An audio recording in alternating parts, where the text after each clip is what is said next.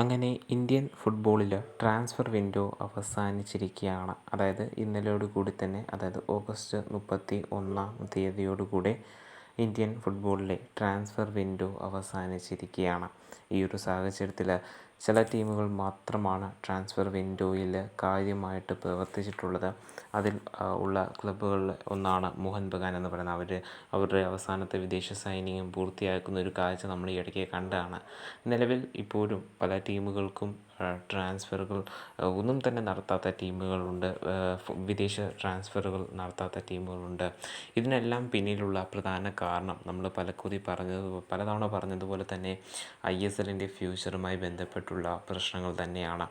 നിലവിലെ ഈ ഒരു സാഹചര്യത്തിൽ ഇനി ടീമുകളുടെ അടുത്ത ലക്ഷ്യം എന്തായിരിക്കും? ഉറപ്പായും പറയുകയാണെന്നുണ്ടെങ്കിൽ ISLൻ്റെ ഫ്യൂച്ചറുമായി ബന്ധപ്പെട്ട ഒരു വ്യക്തമായിട്ടുള്ള ക്ലാരിഫിക്കേഷൻ ലഭിക്കുക മാത്രമായിരിക്കും ഇനി ക്ലബ്ബുകളുടെ മുന്നിലുള്ള ഓപ്ഷൻ എന്ന് പറയുന്നത്. അങ്ങനെ ലഭിച്ചു കഴിഞ്ഞാൽ വരാനായിട്ട് പോകുന്ന സെപ്റ്റംബറിൽ, അതായത് ഈ ഒരു മാസം നടക്കുവാനായിട്ടിരിക്കുന്ന സൂപ്പർ കപ്പിൽ പങ്കെടുക്കുവാനായിട്ട് ക്ലബ്ബുകൾ തയ്യാറാവും.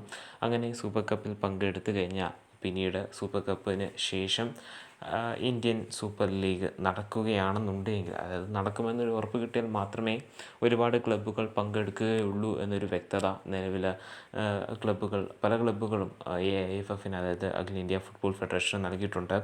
സോ ആ ഒരു സാഹചര്യത്തിൽ ISL നടക്കുമെന്നൊരു കൺഫർമേഷൻ ലഭിച്ചു കഴിഞ്ഞാൽ പുതിയ സീസണിൽ, അതായത് ISLൻ്റെ 12ാം സീസണിൽ ക്ലബ്ബുകൾക്ക് സൂപ്പർ കപ്പിന് ശേഷം പങ്കെടുക്കുവാൻ സാധിക്കും.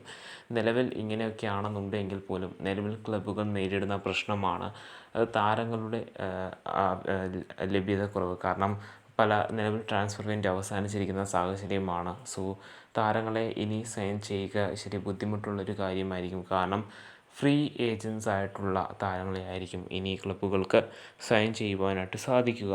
ആ ഒരു സാഹചര്യത്തിൽ പല ക്ലബ്ബുകൾക്കും തെറ്റ് പറ്റുവാനുള്ള സാധ്യതകൾ കൂടുതലാണ്. കാരണം ചില മോശം തീരുമാനങ്ങളൊക്കെ തന്നെ ഈ ഒരു താരങ്ങളുടെ കാര്യത്തിൽ ഉണ്ടായിക്കഴിഞ്ഞ് കഴിഞ്ഞാൽ എൻ്റെ സീസണെ തന്നെ അതൊരു ബാധിക്കുന്ന സിറ്റുവേഷനിലേക്ക് പോകുന്നതാണ്. കാരണം കേരള ബ്ലാസ്റ്റേഴ്സിന് നിലവിൽ ഇപ്പോൾ തന്നെ 2 സ്ട്രൈക്കർമാർ അതിൻ്റെ ലഭ്യതക്കുറവുണ്ട്. പോരാത്തതിന് ഡിഫൻസിലാണെങ്കിലും ലഭ്യതക്കുറവുണ്ട്. സോ എന്തൊക്കെ വന്നു കഴിഞ്ഞാലും പല നിർണായക തീരുമാനങ്ങളും എടുക്കേണ്ട ഒരു ടൈം പീരീഡ് തന്നെയാണ് നിലവിൽ കടന്നു പോയിക്കൊണ്ടിരിക്കുന്നത്. ഇതിനെല്ലാം പോരാത്തതിന് ISLൻ്റെ ഭാവിയുമായി ബന്ധപ്പെട്ട് FSDL പിന്മാറിയ സാഹചര്യത്തിൽ ഉറപ്പായും FSDLന് പകരക്കാരായിട്ടുള്ള ഒരു പുതിയ ടെൻഡർ വിളിച്ചുള്ള പുതിയ ഓണേഴ്സിനെ കണ്ടെത്തേണ്ട ഒരു സാഹചര്യമുണ്ട്. അത് ഒക്ടോബർ 15 പൂർത്തിയാക്കുമെന്നാണ് AIFF, അഖിലേന്ത്യാ ഫുട്ബോൾ ഫെഡറേഷൻ, ആരാധകരെ അറിയിച്ചിട്ടുള്ളത്. സോ ഈ ഒരു സാഹചര്യത്തിൽ ഉറപ്പായിട്ടും ടെൻഡർ എടുക്കുന്ന ടീമിൻ്റെ അല്ലെങ്കിൽ ആ ഒരു ഓണർഷിപ്പിലുള്ള കമ്പനിയുടെ ബേസിസിലായിരിക്കും ഒരുപക്ഷെ ഇന്ത്യൻ ഫുട്ബോളിൻ്റെ അല്ലെങ്കിൽ ഇന്ത്യൻ ISLൻ്റെ ഭാവി ഉണ്ടാവുക. കാരണം മോശമായിട്ടുള്ള ഒരു കമ്പനിക്കാണ് ലഭിക്കുന്നതെങ്കിൽ, അതായത് ഫുട്ബോൾ റിലേറ്റഡ് ആയിട്ടല്ലെങ്കിൽ, ഉറപ്പായും തന്നെ അത് വലിയ നാശനഷ്ടങ്ങളിലേക്ക് വീണ്ടും ചെന്ന് പതിക്കത്തേയുള്ളൂ എന്ന് നമുക്ക് അറിയാവുന്നതാണ്. ഇതിനെല്ലാം പുറമെ പല ക്ലബ്ബുകളും സൈനിങ് നടത്താതിരിക്കുന്ന സിറ്റുവേഷനാണ് നിലവിലുള്ളത്. ഫ്രീ ഏജൻസ് ആയിട്ടുള്ള താരങ്ങളെ ആയിരിക്കും ഇനി ക്ലബ്ബുകൾ സൈൻ ചെയ്യുക. ഉറപ്പായും കേരള ബ്ലാസ്റ്റേഴ്സ് എന്ന് പറയുന്ന ക്ലബ്ബിന് ഇനിയും 3 വിദേശ സൈനിങ് കൂടി പൂർത്തിയാക്കേണ്ട ഒരു സാഹചര്യമാണ് ഉള്ളത്. സോ ഈ ഒരു സാഹചര്യത്തിൽ ഉറപ്പായിട്ടും ISLൻ്റെ കാര്യത്തിൽ ഒരു കൺഫർമേഷൻ ലഭിച്ചു കഴിഞ്ഞാൽ ഇനി ഫ്രീ ഏജൻസ് ആയിട്ടുള്ള താരങ്ങളെ ടീമിലേക്ക് എത്തിക്കുവാനായിട്ട് ക്ലബ്ബുകൾ ശ്രമിക്കുമെന്നൊരു കാര്യം ഒരു 99% ഉറപ്പാണ്. എങ്കിൽ മാത്രമേ മികച്ച ഒരു സീസൺ കേരള ബ്ലാസ്റ്റേഴ്സ് പോലുള്ള പല ISL ക്ലബ്ബുകൾക്കും നേടിയെടുക്കുവാനായിട്ട് സാധിക്കുകയുള്ളൂ.